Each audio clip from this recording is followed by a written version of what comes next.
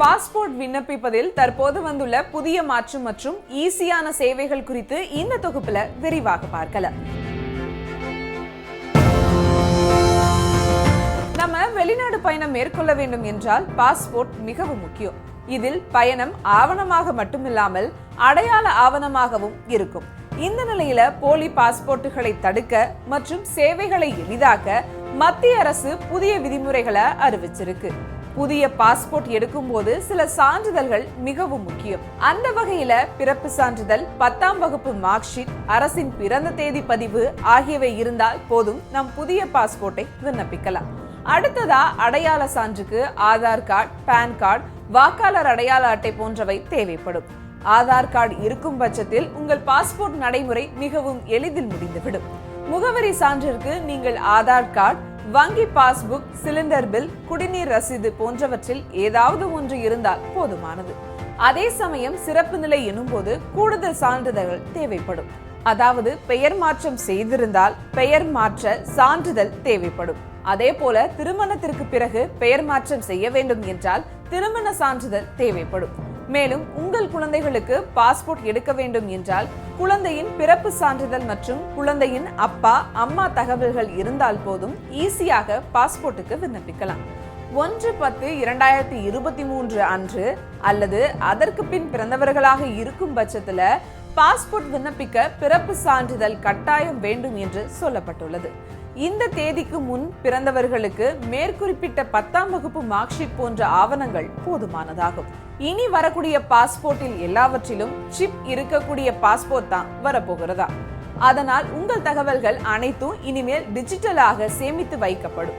இது நம்முடைய பாதுகாப்பிற்காக மத்திய அரசு கொண்டு வந்துள்ளது. முன்பு உங்கள் முகவரி சான்றிதழ்கள் அனைத்தும் பாஸ்போர்ட்டின் பின்புறம் தான் பிரிண்ட் செய்வார்கள். ஆனால் இனி ஒரு கோட் கொடுத்து விடுவார்கள். அந்த கோடை ஸ்கேன் செய்தால்தான் அதிகாரிகளை உங்கள் அட்ரஸை பார்க்க முடியும். உங்களது பாஸ்போர்ட் பாதுகாப்பு அதிகரிப்பதற்காக இந்த முகவரி மறைவு செய்யப்பட்டுள்ளதாக கூறப்பட்டுள்ளது. ஆன்லைன் அப்ளிகேஷன், சரிபார்ப்பு, வெரிஃபிகேஷன் போன்ற சேவைகள் வேகமான நடைமுறைப்படுத்த திட்டமிடப்பட்டுள்ளது. இனி தட்கல் முறையில் பாஸ்போர்ட்டுக்கு எப்படி விண்ணப்பிக்கலாம்ன்றத பார்க்கலாம்.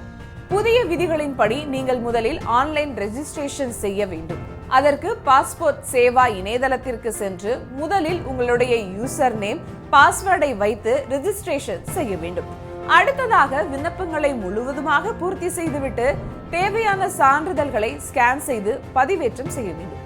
அடுத்ததாக மத்திய அரசின் சேவை மையமான பாஸ்போர்ட் சேவா கேந்திரா அல்லது பாஸ்போர்ட் ஆபீஸுடன் சேர்ந்து செயல்படக்கூடிய பாஸ்போர்ட் சேவை மையமான post office passport Seva Kendra ஆகிய இடங்களில் சென்று உங்கள் தேதி நேரத்தை பதிவு செய்து அப்பாயின்மெண்டை செய்து கொள்ளலாம். மத்திய அரசு பாஸ்போர்ட் சேவை மையத்திற்கு செல்லும் போது உங்களுடைய ஒரிஜினல் சான்றுகளை எடுத்து செல்ல வேண்டியது கட்டாயம். தற்போது இருக்கும் புதிய நடைமுறைப்படி போலீஸ் வெரிஃபிகேஷன் ஆன்லைன் மூலமாகவே நடைபெறுகிறது. அதாவது உங்கள் விண்ணப்ப சான்று, கிரிமினல் ரெக்கார்டு எல்லாவற்றையும் அவர்கள் டேட்டா பேஸில் செக் செய்த பின்னர் காவல்துறைக்கு சந்தேகம் இருந்தால் மட்டுமே அவர்கள் வீட்டிற்கு வந்து பார்ப்பார்கள்.